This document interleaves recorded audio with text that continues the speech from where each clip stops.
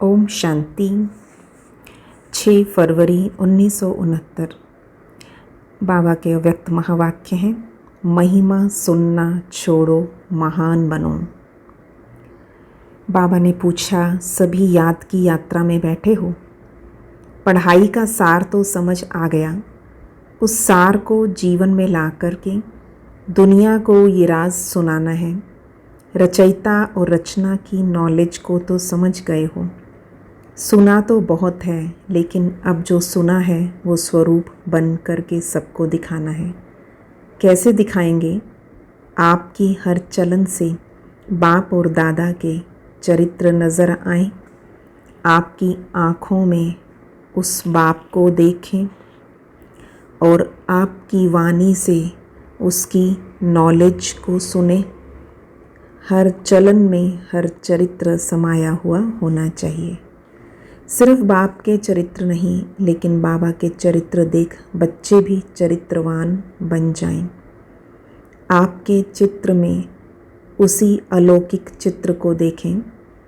आपके व्यक्त रूप में अव्यक्त मूर्त नज़र आए।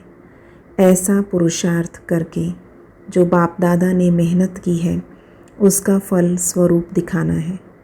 जैसे अज्ञान काल में भी कोई बच्चों में जैसे कि बाप ही नज़र आता है।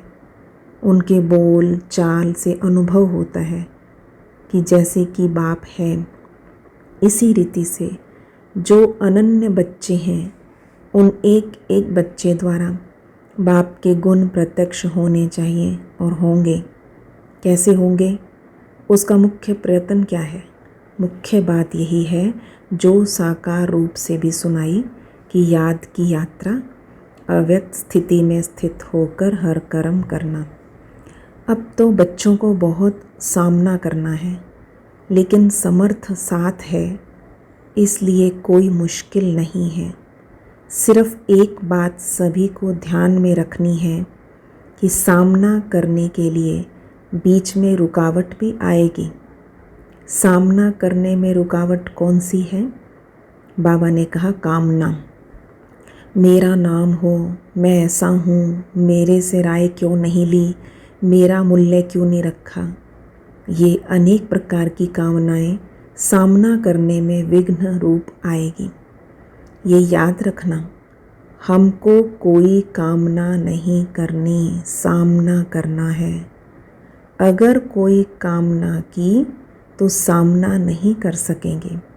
और अव्यक्त स्थिति में महान बनने के लिए एक बात जो कहते रहते हैं वो धारण कर ली तो बहुत जल्दी और सहज अव्यक्त स्थिति में स्थित हो जाएंगे। वो कौन सी बात? हम अभी मेहमान हैं, क्योंकि आप सभी को भी वाया सूक्ष्म वतन होके घर चलना है। हम मेहमान हैं, ऐसा समझने से महान स्थिति में स्थित हो जाएंगे। मेहमान के बजाय जरा भी एक शब्द में अंतर कर लिया तो गिरावट भी आ जाएगी। वो कौन सा शब्द? मेहमान समझना है। मेहमान समझना है, लेकिन महिमा में नहीं आना। अगर महिमा में आ गए तो मेहमान नहीं बनेंगे। मेहमान समझेंगे तो महान बनेंगे। है जरा सा अंतर मेहमान और महिमा, लेकिन जरा सा अंतर भी अवस्था को बहुत नीचे ऊपर कर देता है। तुम सभी को ज्ञान कौन सा देते हो? त्रिमूर्ति का। जैसे त्रिमूर्ति का ज्ञान औरों को देते हो, वैसे अपने पास भी 3 बातों का ज्ञान रखना। 3 बातें छोड़ो, 3 बातें धारण करो। वो 3 बातें छोड़ेंगे तभी स्वरूप में स्थित होंगे और सर्विस में सफलता भी होगी। बताओ कौन सी 3 बातें जो सेवा में विघ्न डालती हैं? 1, कोई भी कभी भी कोई बहाना नहीं देना। दूसरा, कभी भी किसी से सेवा के लिए कहलाना नहीं। तीसरा, सर्विस करते कभी मुरझाना नहीं। बहाना, कहलाना, मुरझाना, ये 3 बातें छोड़नी है और फिर कौन सी 3 बातें धारण करनी है? त्याग, तपस्या और सेवा। ये 3 बातें धारणा में चाहिए। तपस्या अर्थात याद की यात्रा, और सर्विस के बिना भी जीवन नहीं बन सकती। इन दोनों बातों की सफलता त्याग के बिना नहीं हो सकती। इसलिए 3 बातें छोड़नी है, 3 बातें धारण करनी है। अगर इन तीनों बातों की धारणा हुई तो क्या बन जाएंगे? जो आपका गायन है ना, वही स्वरूप बन जाएंगे। यहाँ आबू में भी आपका गायन है। किस रूप में और कौन सा रूप यादगार का है? तपस्या के साथ साथ और भी कोई मुख्य रूप का यादगार है? जिन्होंने दिलवाड़ा मंदिर ध्यान से देखा होगा उन्हें याद होगा, जैसे तपस्वी है तो त्रिनेत्री भी है, त्रिनेत्री के साथ साथ त्रिमूर्ति भी है। तो जैसा यादगार है त्रिनेत्री का, ऐसा बनना है तीसरा नेत्र। कौन सा? ज्ञान का।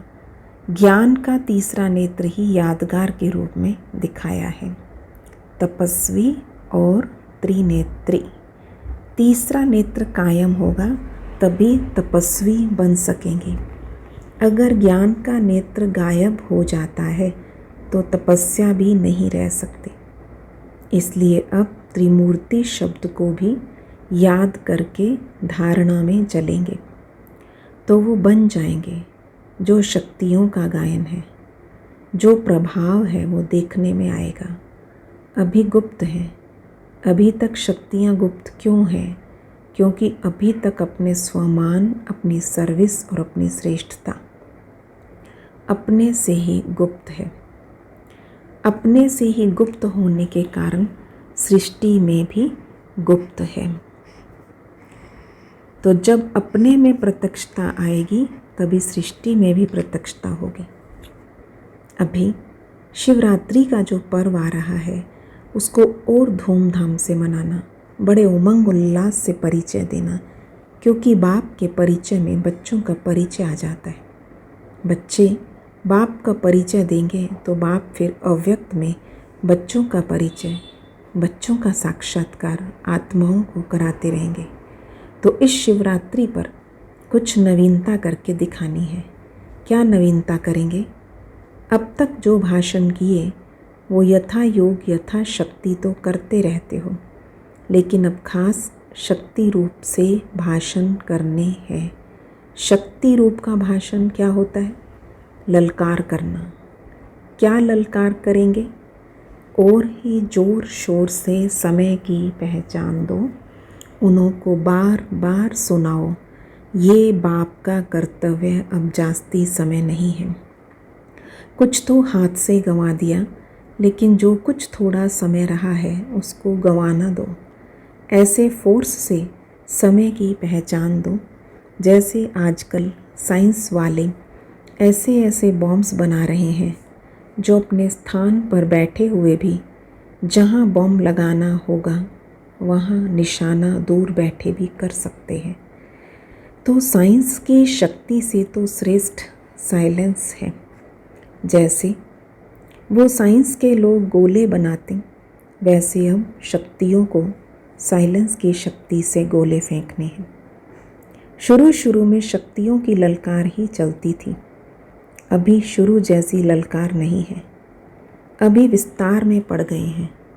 विस्तार में पड़ने से ललकार का रूप गुप्त हो गया है। अभी फिर से बीज रूप अवस्था में स्थित होकर ललकार करो। उस ललकार से कईयों में बीज पड़ सकता है, लेकिन बीज रूप स्थिति में स्थित रहेंगे तो अनेक आत्माओं में समय की पहचान, बाप की पहचान का बीज पड़ेगा।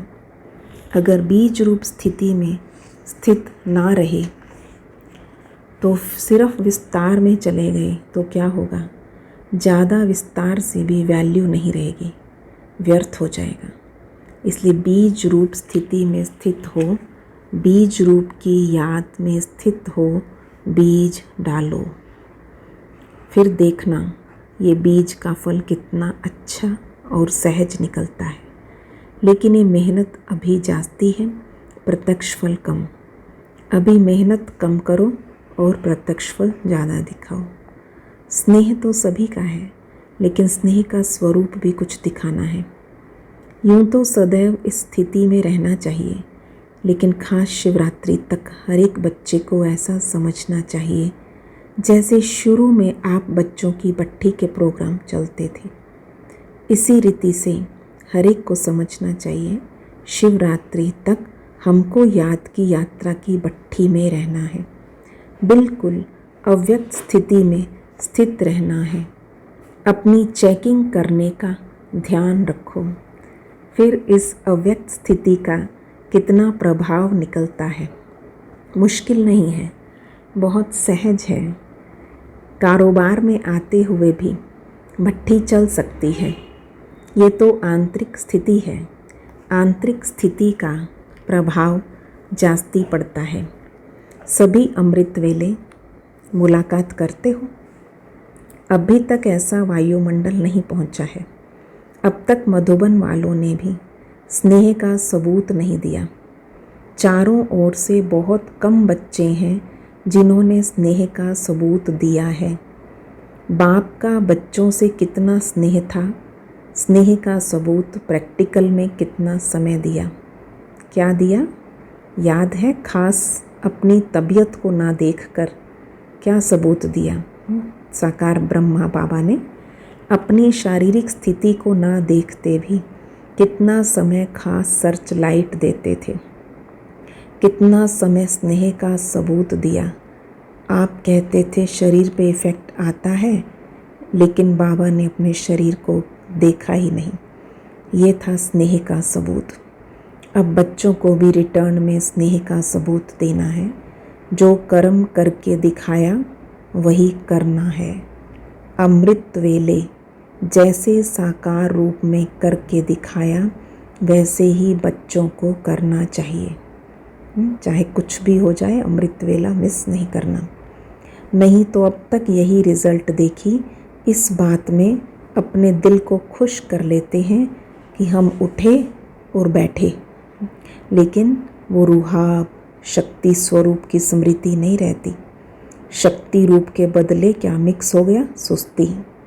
तो सुस्ती मिक्स होने से मुलाकात करते हैं, लेकिन लाइन क्लियर नहीं होती। इसलिए मुलाकात से जो अनुभव होना चाहिए वो नहीं कर पाते। मिक्सचर है। यहाँ शुरू करेंगे तो मधुबन निवासियों को देख सब करेंगे। मधुबन निवासी जो खास स्नेही है उनको खास सेक्रीफाइस करना है। स्नेह में हमेशा सेक्रीफाइस किया जाता है। अच्छा, ओम शांति।